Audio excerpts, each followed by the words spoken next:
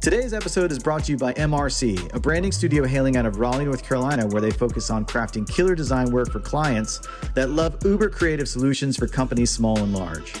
You can find and connect with them online at mrcraleigh.com. That's MRCRALEIGH,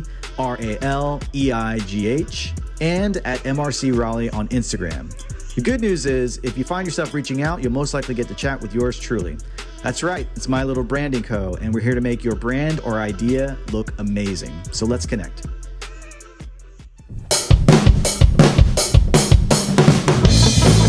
Recorded at the Kitchen Studios. This is the Pencil Pushers Podcast. Welcome, folks, to another fine episode of the Pencil Pushers Podcast. I am, as always, your humble host, Mike Rosado. Today, we get to share with you a very special conversation with a true legend, the one and only Don Hahn. Don is largely known as the longtime producer of some of the greatest animated films of the past 50 years, spanning from his start at the Walt Disney Studios in the 70s to the resurgence of the public's love for animation with Roger Rabbit, Beauty and the Beast, The Lion King, and much more. Don's love of Walt Disney, the man himself, as well as the studio, is evident in not only the films he's helped lead, but also the books he's written and the documentaries he's directed. Pound for pound, I'd put Don at the top of the list for most interesting person in the animation studio since Walt left the stage back in the 1960s. His perspectives as a leader working with some of the most talented creatives in Hollywood, I mean, we're talking Tim Burton, Steven Spielberg, Howard Ashman, Richard Williams, Robert Zemekis, and others, has made this conversation a tough one to pack into 1 hour. But luckily, we got it done, and I can't tell you enough how great a conversation it was. So do yourself a favor, grab yourself a drink, sit back, relax, and enjoy my chat with Don. Okay, we are here with the very esteemed director and producer and also author, Don Hahn. Don Hahn, for those who are not particularly aware, has been working on pretty much films with Walt Disney Studios for essentially the past 45 years. Some of the movies are definitely a part of your childhood. That would include Who Framed Roger Rabbit, Beauty and the Beast, The Lion King, Hunchback, Emperor's New Groove, and many others. And then he also got into documentaries that you've probably seen on Disney Plus, like Earth, African Cats, Howard, which I just actually watched a few weeks back, which was phenomenal. Richard Sherman's Songs of a Lifetime, which I haven't seen yet. I'm really looking forward to checking that out. And he's also written several books that are typically written for historical references of the history of Walt Disney Studios. Two of them I actually own, which is Yesterday's Tomorrow, Disney's Magical Mid-Century, and Before Ever After, which is a pretty awesome record of a lot of the, I believe, the teachings that were being done back in the 40s and 30s. Welcome, Don Hahn. How are you doing tonight? I'm doing really good. Thank you for inviting me in. It'll be fun to talk.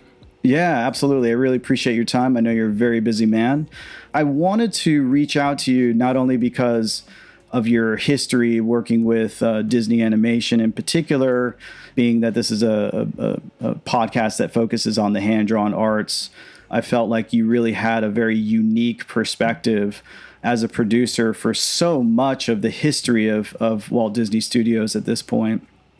But also your unique perspective as a producer, not only as a producer of film, but also a producer of animation and feature animation, which is a very small percentage of slice of producers are actually doing what you have done over the past 40 years. So I'm very interested to talk to you about that. And of course, when we were first going a little bit back and forth on what we wanted to talk about, you have this interesting perspective, this timeline of starting with the 9 old men and really working with that first internal, like the young crew, as it were, the probably young budding 9 young men and others. So I really wanted to sort of start at the beginning, if it's okay, and we'll work our way up. If you could tell me, what is it about Disney that sort of sparked your imagination from the beginning? Because you are not just a producer, you're also a huge fan of Disney. Yeah, I really am. And I've always been a fan of Disney. I've always had that sense of, appreciation for not just Walt Disney, but for his entire crew of guys and girls who did so much to be able to bring entertainment to people. And I think a lot of that also was just growing up with Disney. I lived in Southern California pretty much my whole life. I was born in Chicago, but so we went to Disneyland whenever we could.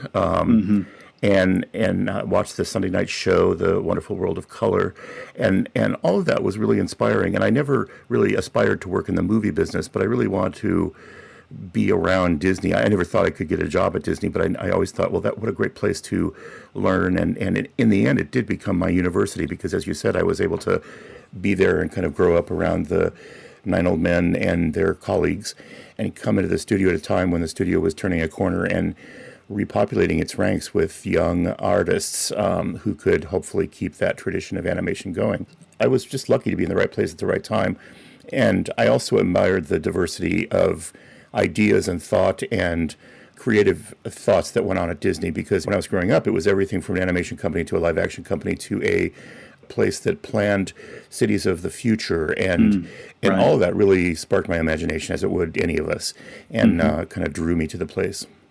I think you started working there at the studio. You were around 20 years old, right? So you were you in college at the time? I mean, were you thinking about art school at all? Like, where was your head at that point? I would have loved to have gone to CalArts, but we couldn't afford it. It was too much. And I went to Cal State Northridge, which was a fantastic university, as it turns out, probably better for me than anything, because I was a music major. I wasn't an art major at all. Drum major, right? Yeah, I was in the marching band because I loved it. I'm a big kind of drum corps nut and percussionist, and I was I played cello and drums and percussion and that kind of thing in school. So that experience was useful later in my life, although I didn't know it at the time in terms of making musicals and that kind of thing. But yeah, I was 20 and I left school early, to be honest, to be able to get out and get into work at Disney. I had an opportunity to go there for, I didn't know if it was going to be a long-term job or whatever, but in April of 1976, which is a few years ago, I went to work there in the morgue, which is where they store all the old animation. Yeah. And it was literally underground in the ink and paint building. And so I worked in the basement for a few months trying to delivering things. But when I delivered animation, it was to people like Frank Thomas or Ken Anderson or Ted Berman, the great story guy, or whatever. So you'd go up there and they were always interested in what you were doing. They were... Even at your age. They were working on. Yeah, they were very generous, and they were aware that they were coming to the end of their careers, and for the most part, they wanted the activity to keep going, especially people like Willie Reitherman, who I got to work with early. He, among others, he and Eric Larson were in charge of the training program there and really made a concerted effort, along with Ron Miller, who was running the studio, to go out and recruit, and that's where people like Tim Burton and Brad Bird and John Lasseter and John Musker and Ron Clements and all those people came from. In that same era, Glenn Keane was as part of that kind of recruitment and training program. Was it pretty much an experiment on whether or not they were able to revitalize, or, in this attempt to sort of go around the world, essentially, to try and find talent? When you think about the Tim Burtons and John Lasseters and Brad Birds, Glenn Keane, John Musker, many of these are probably even bigger beyond the dreams of the 9 old men who essentially just stayed in their own studio. They didn't start their own films, etc. Could you sense at that point that there was something really special about the crew that was coming in there at that time? Well, yeah, I think that the people at Disney at the time wanted to recruit and take a risk on repopulating the studio, because what was the alternative? There was no new generation. There was kind of a missing generation, to be honest. There were people in their 60s, mid-60s that were retiring. Yeah. And then there was a generation that would include Don Bluth, maybe, who was... That kind of in between. Yeah, and Richard Williams, I think, was part of that. And then my generation. And so there wasn't much of a risk in just saying, well, let's try to keep this activity going. There had been times when animation was not shut down, but really scaled back after Sleeping Beauty, and it got too expensive, and Walt himself was more interested in Disneyland and television and some of those things. But again, it was the heart of the studio, and wherever animation went, that's kind of where the fortunes of the studio went. So it made sense to make that investment. I think what the plan was to feed CalArts with students, and these guys and girls knew how to train animators. They had been through Chenard, the famed art school. They had been through classes at the studio that Walt had held for them. Sure, almost a university in themselves. It totally was. They knew what it was like to train and bring up a new generation of people to populate the studio, and they knew how to make that work. It didn't pay dividends really for 10 years. It's not like those people stepped in and were brilliant from the beginning. It really did take 10 and to a larger degree, 20 years before Sure. those kids started to pay off.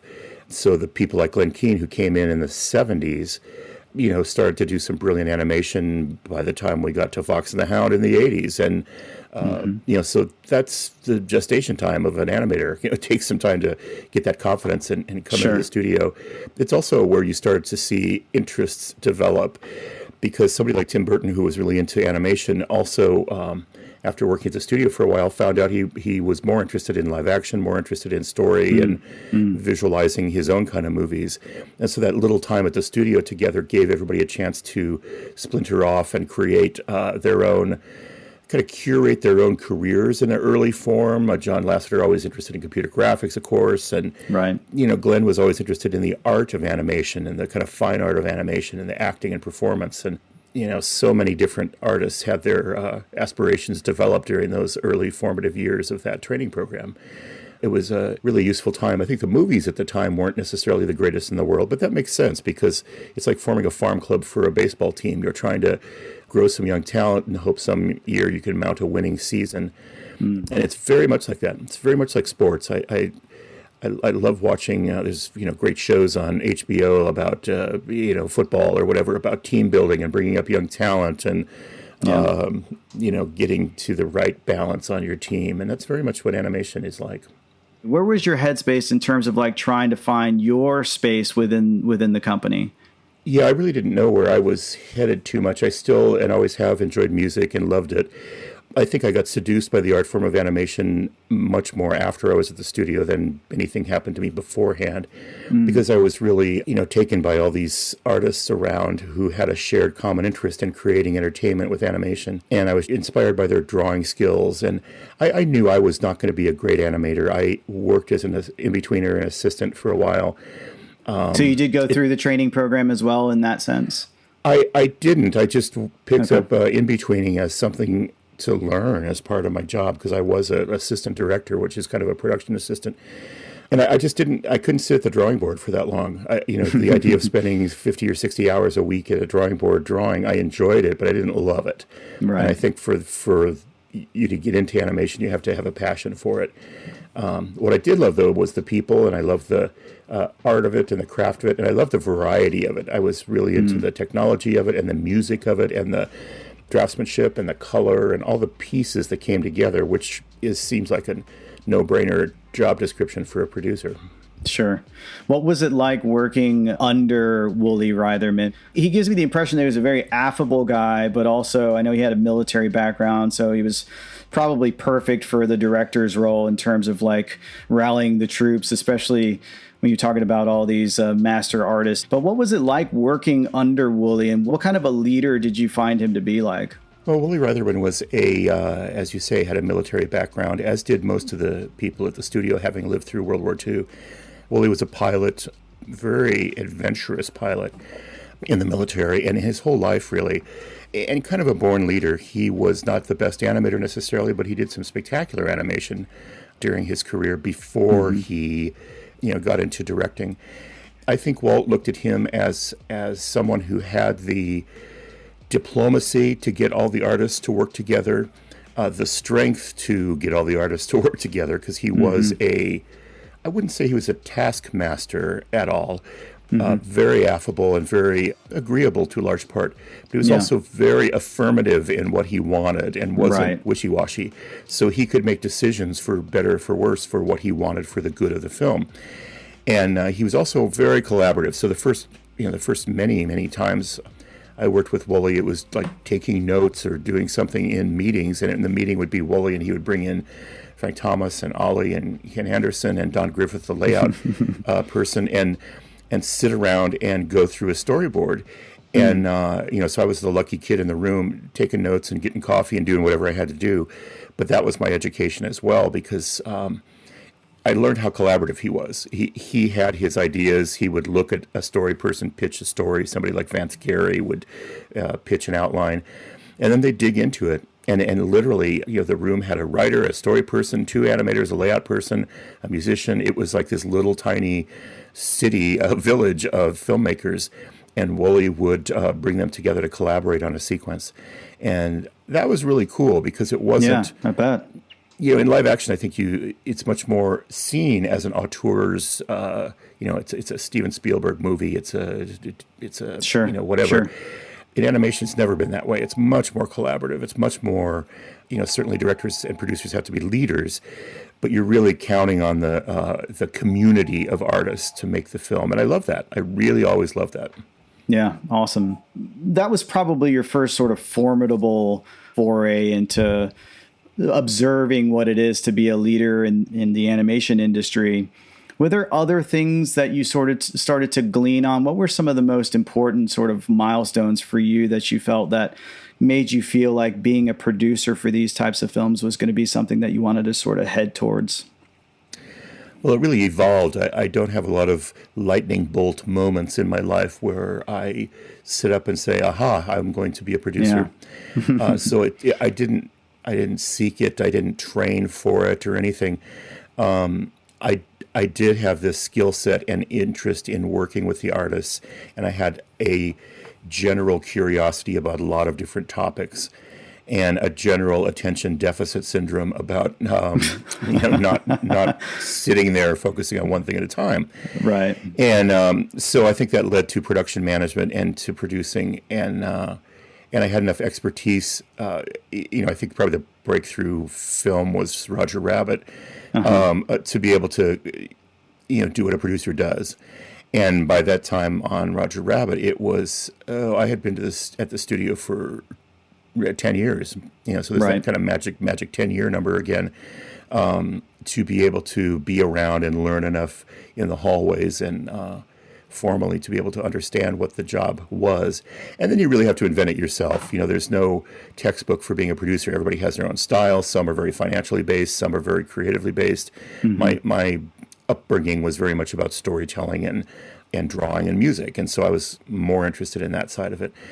Along the way, there's I love the idea that a community of artists can collaborate and end up with a singular movie that feels like it was done by one person. Yeah. I loved the dedication to the craft that the animators had. I loved the way that animation uses song and music in a much more overt, stylized way than did most animated films. There's a little resurgence of musicals, most live action films, I should say. There's a resurgence of musicals in live action right now, but it wasn't always that way. I mean, you could go for, unless you were in the 40s and 50s, there were no real live action musicals, or very few of them in the 70s. Right. By that time, the studio system was falling apart. The breakthrough artists of that period were George Lucas, Francis Ford Coppola. And so I think what the conscious or subconscious, what the goal was to say in animation, why can't we do the same thing that Coppola and Lucas and Spielberg and Scorsese are doing in live action? Why can't a young group of artists do the same thing in animation and kind of change the way those films get made, both creatively and technically? And so I think that kind of came to the surface because when you were in the 70s growing up with Close Encounters and Star Wars and those movies, you start to think, wow, there's a revolution going on. Yeah. And that kind of led to, in the 80s and 90s, the revolution that went on in animation. Yeah, speaking of revolution, you had this other connective tissue with Don Bluth, who in some ways created a lot of tension in the studio when he was working there, as he was kind of, my understanding is, and please let me know if I'm wrong, but it seemed like there was a little bit of a split that was happening with him getting a little restless and starting to peel away from the studio and start his own thing. And then when he came out with Secret of Nim and then American Tail, when he saw that money being, coming through with the success of that, I'm just curious, what was the studio feeling at that point when they were seeing this person who was working at Disney now directly competing with them? And how were you feeling at that point? Well, I have a lot of respect for Don because he... Great name. He did, yeah, maybe that's it. He did create a lot of kind of a split in the studio. You were either for him or against him in a very black and white way.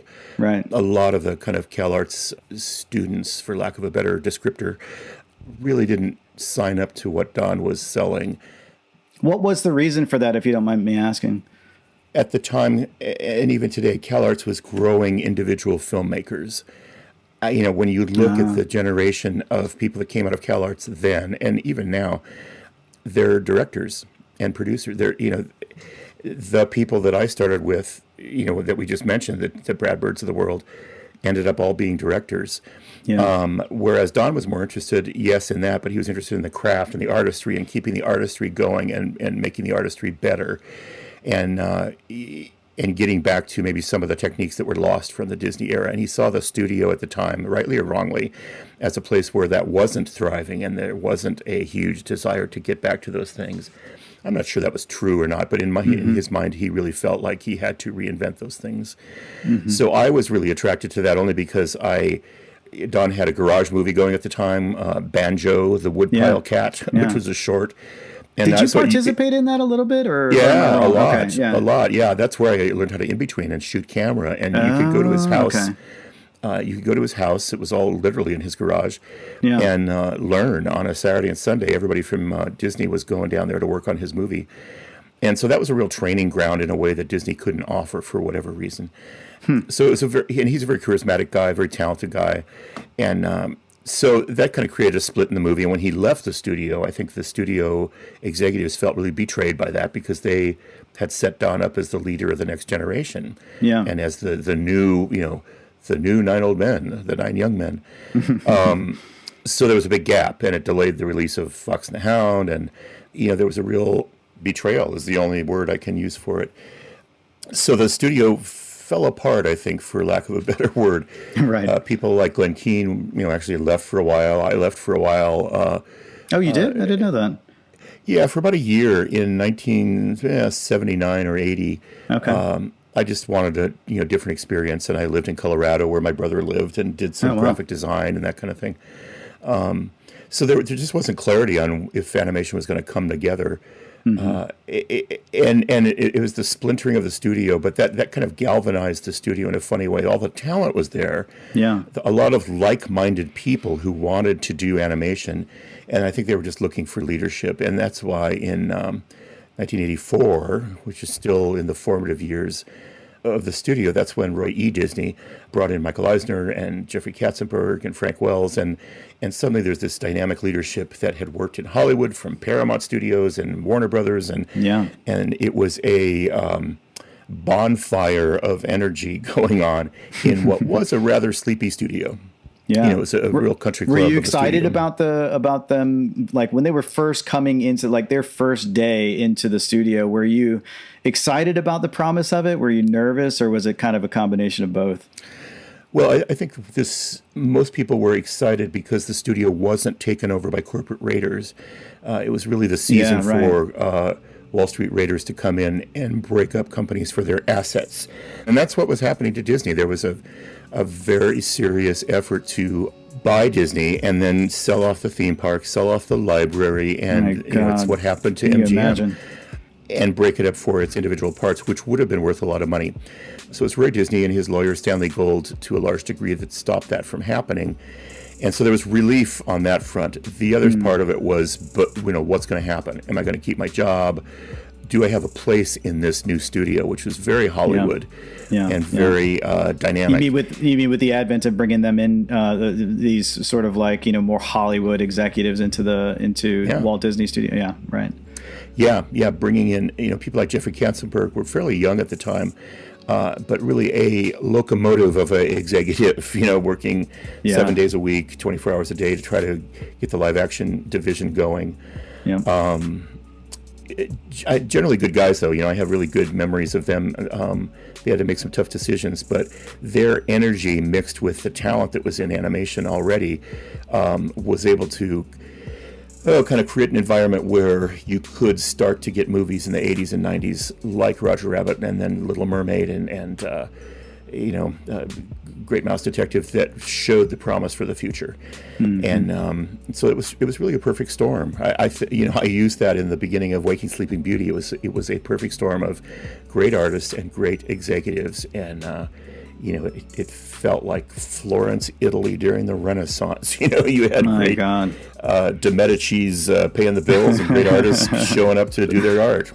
That's amazing. So You know what? One thing that I've got to ask you about. You know, when you got that gig at with Who Framed Roger Rabbit, all of a sudden you've jumped from just a few years back you were making The Black Cauldron, which was a major disappointment, right? You're a part of that production. You start to get things moving in a forward direction with The Great Mouse Detective, and then The Little Mermaid, or Oliver and Company. And then the next thing you know, you're involved in a movie that is not just animation with this genius animation director in Richard Williams, but you're also working with Robert Zemekis and Steven Spielberg, and now you're kind of put in the position of being a very important player in that. Like, what was that like? Yeah, were you nervous? Yeah, very nervous, terrified, yeah. and I knew it at the time. I had worked many years of my life on Black Cauldron, and I'm a pretty loyal guy, so I wasn't going to jump the ship and go work on the better movie down the hallway. Sure. And there was a better movie down the hallway, and I think that was, Basil of Baker Street that became Great Mouse Detective. Yeah. That was kind of the life preserver that was being thrown to everybody that was on Black Cauldron. Cauldron has a lot of great work in it and a lot of great intention, but for whatever reason it didn't come together. Being able to go on to Mouse Detective then was fantastic. And then after that, literally at the wrap party for Great Mouse Detective, Peter Schneider, the head of animation at the time, came up to me and we were talking about Roger Rabbit, and Peter didn't know that much about animation, and I had worked on in a management capacity on everything, and and so I went over. He sent me over to Amblin, over to Steven Spielberg's company, which is on the Universal lot. Yeah, and I had worked on films like Pete's Dragon, and knew enough to be in trouble. Right. And that's a place where I really fell in love with it. I think I fell in love with movie making over there. At Amblin? At Amblin? At Amblin, yeah. Less at Disney, more at Amblin. Sure. Bob's, it's a very casual atmosphere. It is like working in someone's house in New Mexico. It's really Pueblo-styled art direction. Beautiful offices and screening rooms, not at all opulent, but very welcoming. Yeah. And Bob Zemekis truly was and is one of the most amazing filmmakers, and inspired me a lot with his incredibly relaxed approach to filmmaking. Also, really that's the impression I get too. Yeah, that's I had writers around all the time. Showed up in shorts and a Hawaiian shirt, eating a bowl of cereal. Just very relaxed. And didn't have any of the kind of corporate sense about it. And Disney was not a huge corporate place at the time. I mean, in the 70s and 80s, Disney was a very small family-run company. So I think that was really life-changing, obviously, for me. And getting to produce the animation on that, and I knew it very much at the time, was life-changing. If I could get it done and help Bob make his movie. And no one had really gotten Richard Williams to finish a movie as a producer. He was legendarily incapable of finishing a movie. Right. And for some reason we got along. I'm a pretty patient guy. You and Richard Williams? Yeah. I mean, he's a cornet player. He loved jazz, so I did too. You played a little bit with him, didn't you? Yeah, he played at the Grosvenor House Hotel in Grosvenor Square, which is the same square that the U.S. Embassy is on in London. And so I would go and listen to him, and when his drummer took a break, I would sit in once in a while and play drums. Yeah. And so we shared that, which was away from the studio. And I ended up just loving the guy. I just thought he's a brilliant man, and if I could do something in my career to support him. And so we got the movie done, and that was a huge step, not just for me personally, but for everybody on that movie, and for animation, because I think it brought audiences back to realize how much they loved Chuck Jones, how much they loved Tex Avery, how much they loved animation. Yeah. And Richard was a guy, who did his homework. Bob Zemekis too. Richard prepared for that movie. He watched every Tex Avery cartoon endlessly. He filled the studio with. I bet he was in pure joy the entire time too. Absolutely, because he was a student of that. He was a real student of animation, not just at Disney. He really appreciated it at all the studios, and signed up for that by bringing people over to London to train his people. Art Babbitt lived in London for a while, and I brought Walt Stanchfield over to train our animators on Roger Rabbit, and we ended up starting Beauty and the Beast in London. So London was a real special place in my heart because of that. It's a fresh new group of talent. Roger Rabbit could not interrupt the flow of animated movies at Disney. Because a lot of people ask, why didn't you just do it at Disney Studios in Burbank? But they were deep into Oliver and Company, deep into early days of Little Mermaid, and we couldn't stop that. So we had to take a flyer and say, well, let's set up wherever we have to. And it was Bob Zemekis who chose Richard Williams because he didn't want a Disney, quote, Disney look. Yeah. He wanted more of a Warner Brothers, more of a kind of generalist look. And so the movie attracted people who love that style as well. A little nugget that you put in there that I really wanted to just kind of dial into a little bit. You were there to essentially help the animation production, right? What I'm really gleaming here is that you play the role a lot of times of being the middle person with the creatives and the leadership. Again, correct me if I'm wrong, but you essentially said that Richard was hard to kind of wrangle to finish a project. So you what was it that you were doing to make sure that was really kind of staying on schedule? Well, I think that the issue with Roger Rabbit was it was very new, even though it was based a lot on animation of the 40s and 50s. The production was new. Spielberg had really not done animation except for, ironically, with Don Bluth. And during the time I was on Roger Rabbit, Don Bluth would become incredibly successful with American Tail, which is a really good movie. Yeah, and so great movie. Don Bluth's collaboration with Spielberg was really successful and probably the high point of Bluth's career. Yeah, I felt the pressure for me was everybody turned to me as a producer to get the animation group to perform.